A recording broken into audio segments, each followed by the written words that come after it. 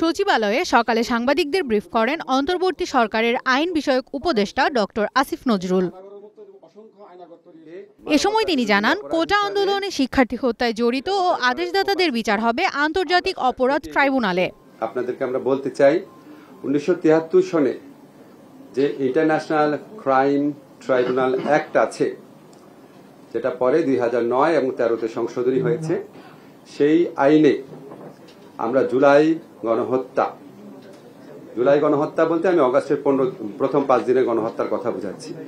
এটার জন্য দায়ী যে ব্যক্তিবর্গ আছেন উনাদের বিচারের জন্য আন্তর্জাতিক অপরাধ ট্রাইব্যুনালে উনাদের বিচারের জন্য আমরা ইতিমধ্যে একটা ছোটখাটো গবেষণা মতো করে দেখেছি এই আইনের অধীনে এই হত্যাকাণ্ডের সাথে জড়িত ব্যক্তিরা এবং যারা আদেশ দিয়েছেন, বিভিন্নভাবে সহযোগিতা করেছেন, তাদের সকলকে বিচারের আওতায় আনা সম্ভব। 31 আগস্টের মধ্যে আন্দোলনকারী ছাত্র জনতার বিরুদ্ধে হওয়া সব মিথ্যা ও হয়রানিমূলক মামলা প্রত্যাহার করা হবে বলেও জানান আসিফ নজরুল।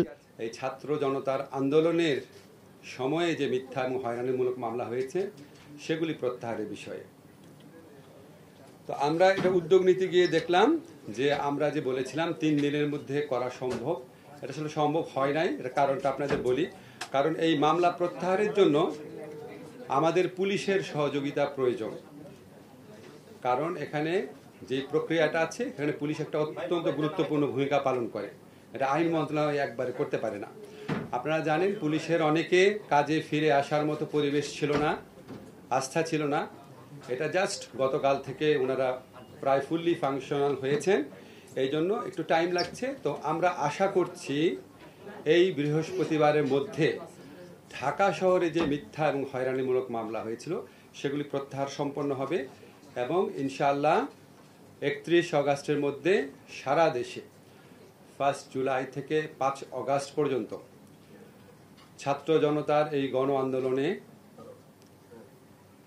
জড়িত, এই গণ আন্দোলনের সাথে নেতৃত্ব দেওয়া, এই গণ আন্দোলনে আপনার আত্মদান করা, এই গণ আন্দোলনে অংশগ্রহণ করা মানুষের বিরুদ্ধে যে মিথ্যা এবং ষড়যন্ত্রমূলক মামলা হয়েছিল সেগুলি 31 আগস্টের মধ্যে আমরা আশা করছি প্রত্যাহার করা হবে। আগামী 10 কর্মদিবসের মধ্যে বিচার বিভাগীয় কর্মকর্তাদের সম্পদের হিসাবও চেয়েছেন অন্তর্বর্তী সরকারের এ আইন উপদেষ্টা।